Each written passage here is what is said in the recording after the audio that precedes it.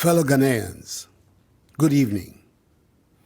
Before I start, let me use this opportunity to thank you all and Almighty God for enabling me to swear for the second time the oath of office as President of the Republic. The ceremony took place after I last spoke to you. I promise I'll do my very best to live up to your expectations. I'm coming into your homes tonight with some rather unpleasant news. When I delivered update number 21 some 2 weeks ago, I urged all of us to continue adhering to the enhanced hygiene and mask-wearing protocols that have served us well and which led us to the situation where we were witnessing a gradual decline in the number of active cases. However, since that time, we have seen an upsurge in the number of active cases, from a little over 900 to 1,924. Our COVID-19 treatment centers have gone from having 0 patients to now being 4 because of the upsurge in infections. Particularly worrying is the fact that the Ghana Health Service is recording on the average 200 new cases of COVID infections daily. The number of patients requiring hospitalization and intensive care is rising. The number of severe cases, which stood at 18 a week ago, has increased sharply to 120. 2 weeks ago, there was no critical case.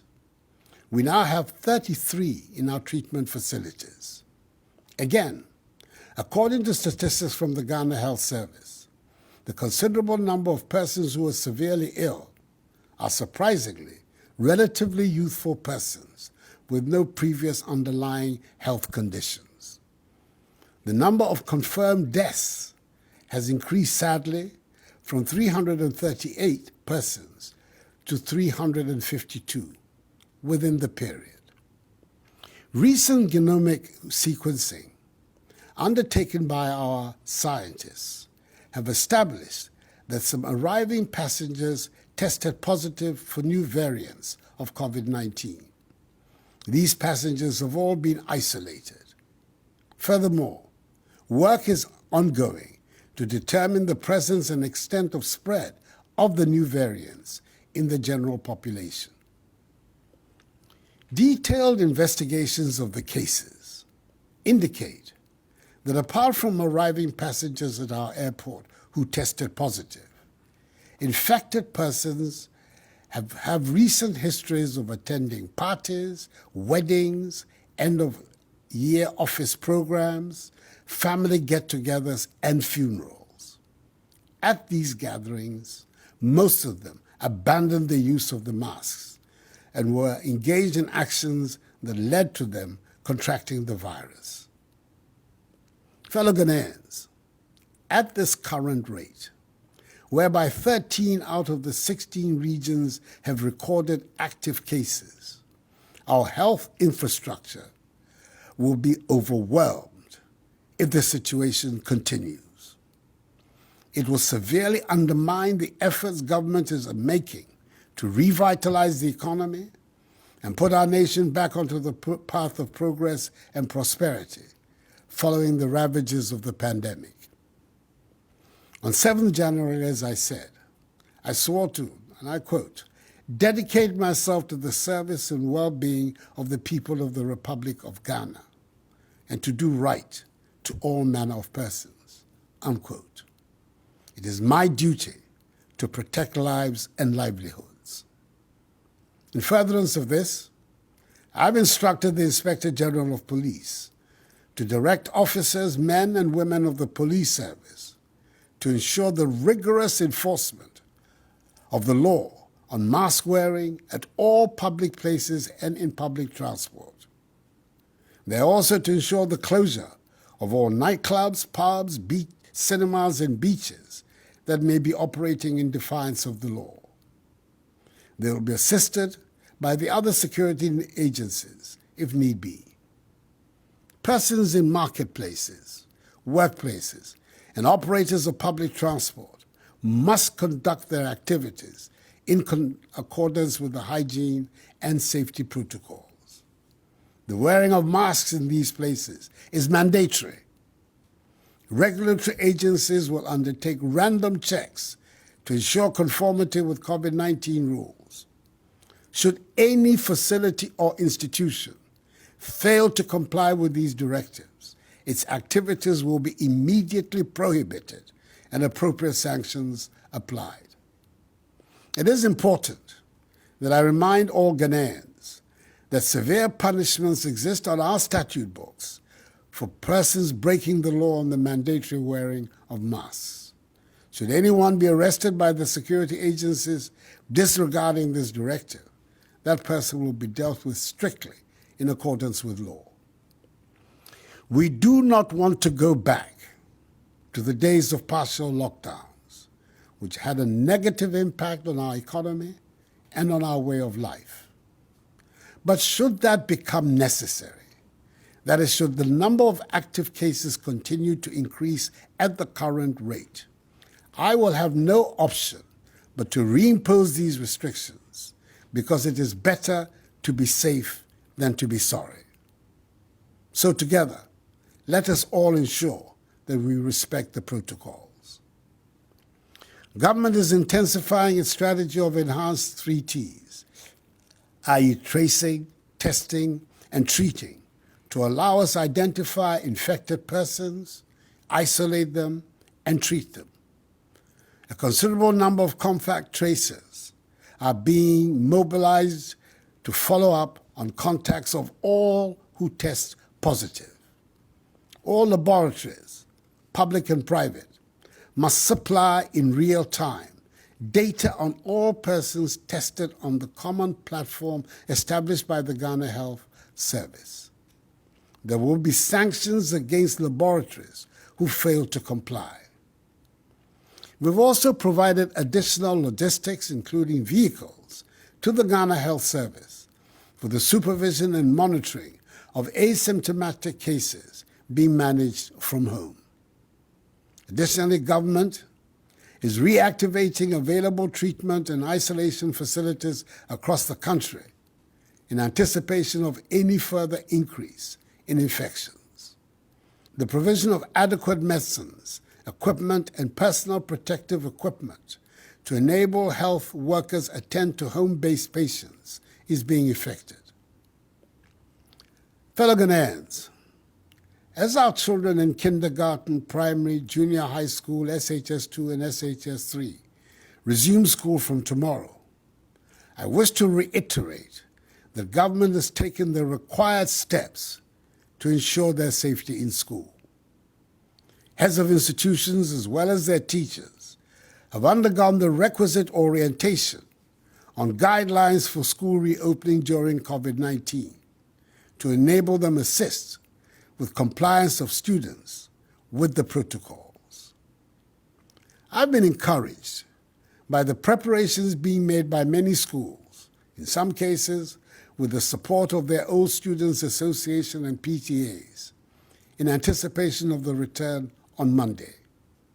On our part, government has also undertaken the fumigation and disinfection of schools and the provision of sanitizers, masks, liquid soaps, Veronica buckets, rolls of tissue paper, face shields for learners and staff with hearing impairments, and gloves for caregivers and attendants to schools across the country.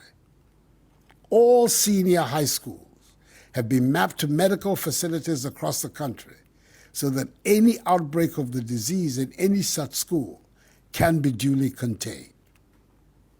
Suspected cases in primary and junior high schools will be managed by district health teams through the school health program and the COVID-19 rapid response teams. The world is facing a learning crisis, a crisis that is further worsening inequalities in access to education, with children from poorer homes and communities being worst hit. This learning crisis has serious implications for the future of our country. This is especially worrying for me because I have placed education at the center of the social and economic progress and prosperity of Ghana and of her political stability. That is why, in our attempt to mitigate the impact of the pandemic, the CAP Bus initiative, being administered by the National Board for Small-Scale Industries, has started disbursements to applicants from private educational institutions, many of whom have been hard hit by the pandemic. More disbursements to these institutions are being processed.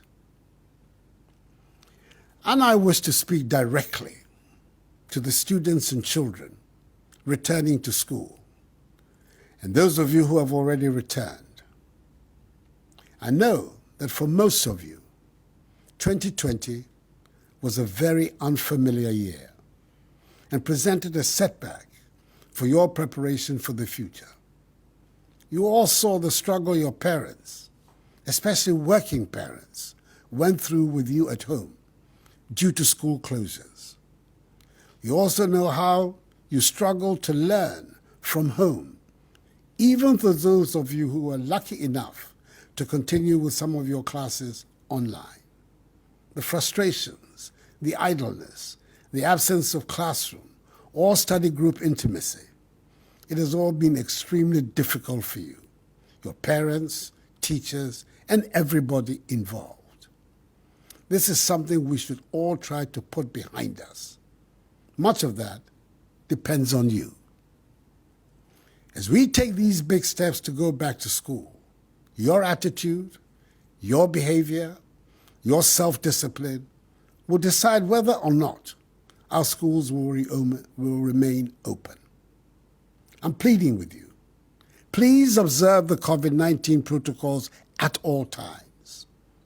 You must maintain the level of discipline and sense of responsibility to stop the virus from spreading in your schools and for those students at home as well. Wear your masks at all times. Wash and sanitize your hands regularly. Protect yourself. Protect each other. Protect your teachers. Protect your parents. But please, do not give me a reason to close down schools again.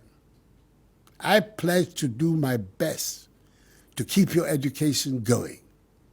I want you to assure me, your parents, your teachers, and society as a whole, through your actions, that you will do your part as well. Fellow Ghanaians, I urge all of us to continue to live responsibly with the virus, even as we work towards accessing the vaccine. Details of the access and rollout plan will be announced very soon. Let us work constantly on how to do our work, keep our businesses and places of worship open, and send our children to school, all in safety. Government, for its part, is resolved and determined to help ensure that we're able to return to our normal daily routines. That is going to work, going to school, going to shop, going to the market, going to a funeral, going to the pub, going to the club, going to the cinema, going to the beach, going to the stadium, or going to worship.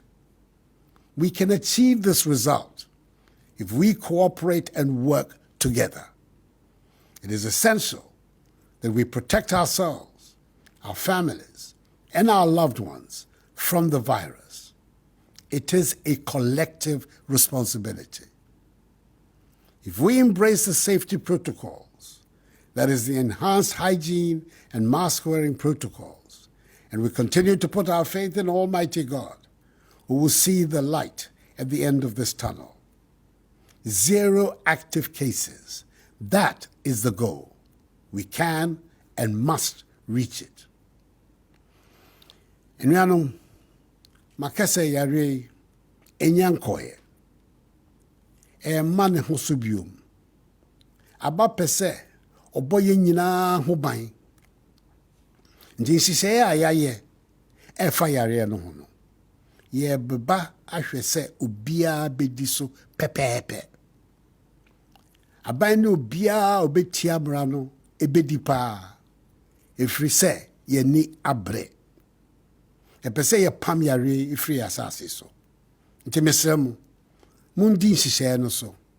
Ni titru mu hye mas no. Anyame me iwi akeshi hela eyako ewo ehe ekun amlalo ntao ni ebu mofia mo he no ewo gbejia no toni wo kefosie oba kwe ni mofe mo ketuni pepepe amlalo ke mofia mo ni babu mla bayewa no wo mi panyefai ye ke gbejia no toe achuni titri mask wear. Fellow Ghanaians, in all sincerity, I repeat that this too shall pass, for the battle is the Lord's. May God bless us all in our homeland Ghana and make her great and strong. I thank you for your attention and good night.